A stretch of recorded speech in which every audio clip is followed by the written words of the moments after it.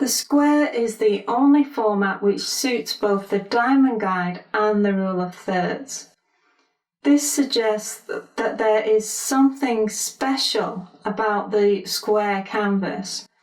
When Kandinsky spoke of rectangles, he would say that when the width or the height is larger, it changes the sound of the canvas, making it either warmer or colder.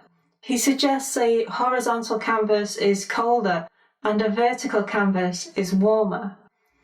The language Kandinsky uses can make it harder to comprehend his words because it might seem strange to see a visual as being either hot or cold.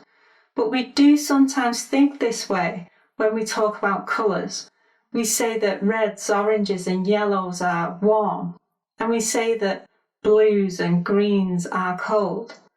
Kandinsky does use colour to great effect in his abstract paintings, and if he thinks of the canvas as having a level of warmth, it tells him what colours should be positioned in that area in order to create balance.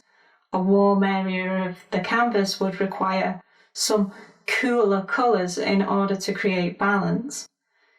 Kandinsky is revealing how he approaches the idea of balancing a canvas.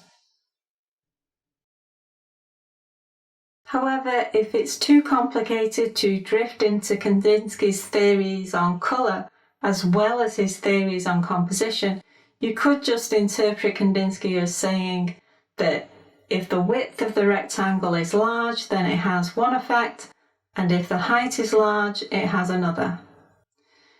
Kandinsky says that if you have a square canvas, the effect is relatively balanced. It is both warm and cold. The effect that is created is as close to neutral as you could get, although it isn't completely neutral because for Kandinsky, the canvas has a life of its own. And he also has theories about the effect of placing elements in different places on the canvas. For Kandinsky, the canvas is something to respond to. Kandinsky could be right. The square canvas might be closer to neutral than any other shape. It is certainly more balanced than any rectangle could ever be. We've talked about balance in the C1 art composition course, and it is something that is important, but a focus on balance raises an important question. Do we want a canvas that is close to neutral, or is it better to have an unbalanced canvas? There are advantages to having a canvas that is unbalanced, because it gives us something to respond to.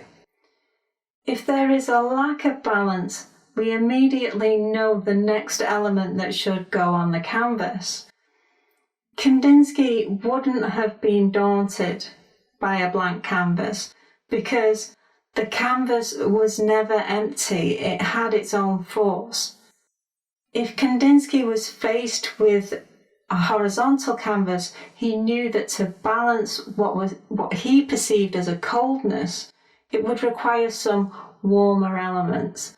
The imbalance helps you to work out the next step in the process. Therefore, to learn how to react to the canvas, we're going to move beyond the square and the rectangle. And we're going to look at different shapes.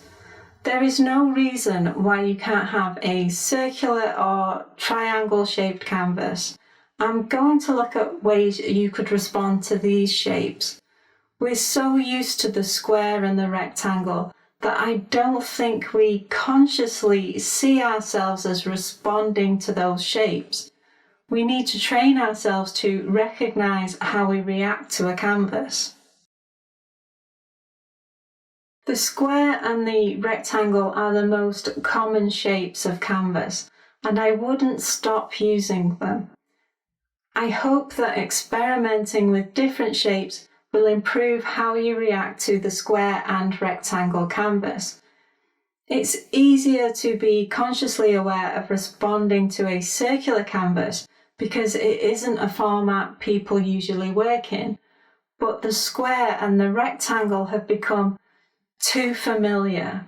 We must step away in order to analyse how they affect what we create, because, as Kandinsky suggests, the canvas isn't neutral.